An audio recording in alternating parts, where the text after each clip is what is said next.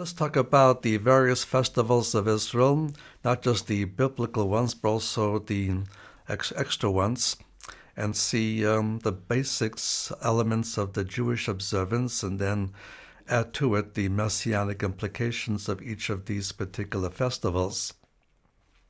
There's a lot of detail for each one of these, and there is biblical detail, there's also rabbinic detail with rabbinic additions, and then you have the New Testament implications. And some people feel we can discard the rabbinic and just use the biblical, but that doesn't work with the New Testament, because sometimes the New Testament focuses on the biblical issue, sometimes on the rabbinic issue. Just a quick example. For example, in the institution of the Passover, the lamb is Mosaic, the wine is rabbinic. Moses said nothing about serving wine at the table. And so you cannot ignore the rabbinic additions, because sometimes New Testament picks those rabbinic issues up for sure. So let's give a survey, not a great detail, that would take way too much time, but let's give a survey one by one and see what the implications are.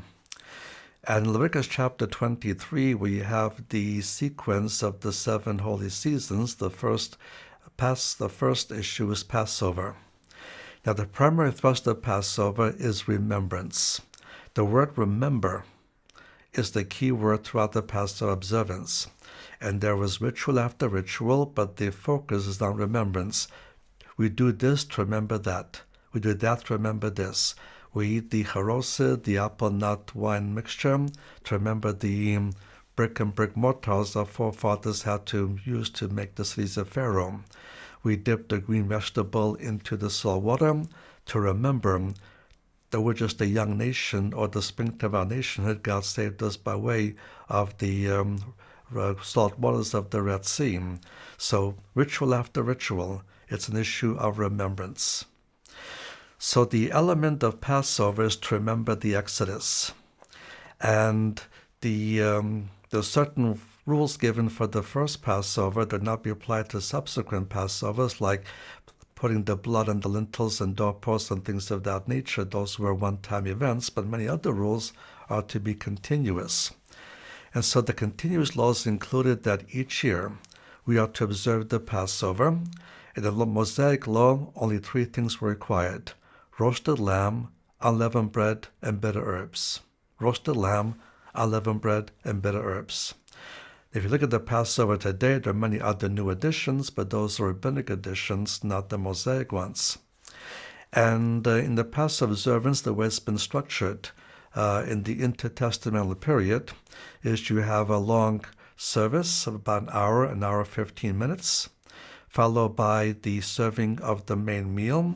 And the main element of the main meal has to be a lamb, mosaically roasted lamb at that, along with unleavened bread, but also with bitter herbs. And then you have followed by a shorter service, about 30 more minutes. So if you take everything in, a Passover service in the home could easily take about 4 hours if you include all the readings and things of that nature. But that is the purpose of Passover.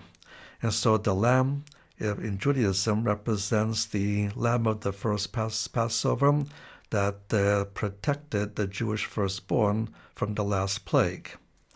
And the bitter herbs was to remember bitterness in the land of Egypt. And the unleavened bread is the bread of affliction, the kind of bread we're forced to eat as slaves in Egypt. There's more to it, a bit more, because leaven in Scripture in both Testaments is a symbol of sin. So God would not allow the symbol of sin to be in the Jewish home for the day of Passover and subsequent days. And so it was on one hand to remember the kind of bread we were given to eat in Egypt, but also to remember that there's a symbol of sin, and the blood of the lamb will somehow deal with the symbol of sin. And so that's the essence, not all the details, of course, but the essence of the Passover atonement, Passover sacrifice, and Passover Seder, the Passover meal. As we move into the significance messianically, it was the Jewish Passover that Jesus was observing when he instituted the communion service for the body to keep until he returns. And he took the two major elements of the Jewish Passover, the unleavened bread and the wine. And I mentioned the wine is rabbinic because it's not commanded in the Mosaic law. But by the time of the first century, as they organized the Seder service, the meal service, you have to partake of 4 cups of wine. So let's talk about the bread and the cup separately. The bread is Mosaic. The bread is Mosaic. But the ritual is rabbinic. The ritual is beginning because what you have is called a matzah, which is a Passover bag, only one bag, containing 3 separate compartments. Into each compartment, a loaf of unleavened bread is placed. And in the service, you at some point take out the middle loaf, you break it in half, and you take half of it and wrap it up in linen cloth, and you hide it away for a while. Sometime later, after the meal, you remove it from its hiding place, and you unwrap it, and you break it up to smaller pieces, and to give it to everyone a connection with everyone around the table. And when he identified his body, he specifically identified it with that specific bread. So for us, what does the matzah represent?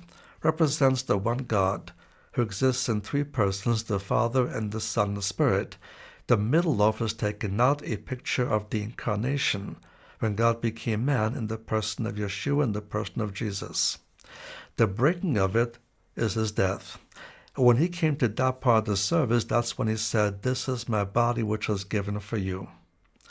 Then half of it is wrapped up in a cloth, and as you read the Gospels, when the body of the Messiah was taken down from the cross, it too was wrapped in a cloth.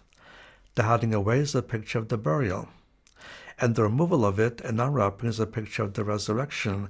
And by the way, the unwrapping is in conjunction with the 3rd cup of wine. Just keep that in mind, I'll come back to it.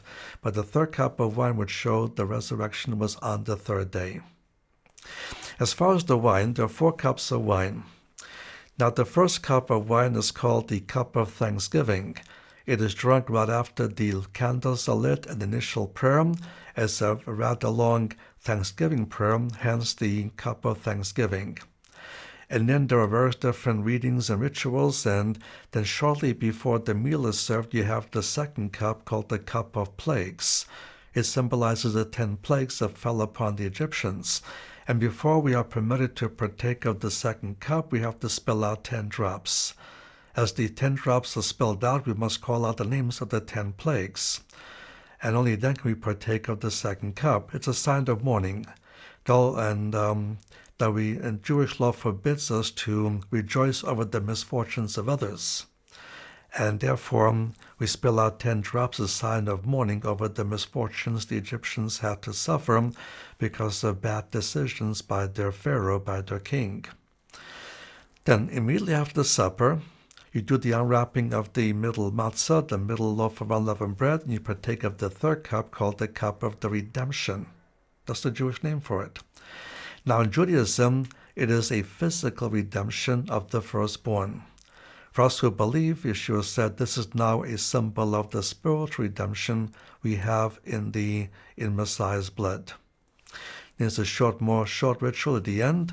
It concludes with the 4th cup of wine, the cup of praise. And with the cup of praise, we sing Psalm 113 to Psalm 118. And Psalm 118 is a Messianic psalm. The psalm that says, "The stone which the builders rejected is become the head of the corner. And this the Lord's doing, and we shall honor him in our eyes." And so with that last cup, the service finally comes to an end. And so the Passover primarily is fulfilled by the Messiah's death. But notice you have a concept of a God-man concept. You have the Trinity, and you have the blood and the body and all these things. And notice some things are biblical, but some things are rabbinic, and both have to be understood to see why the New Testament does what it does.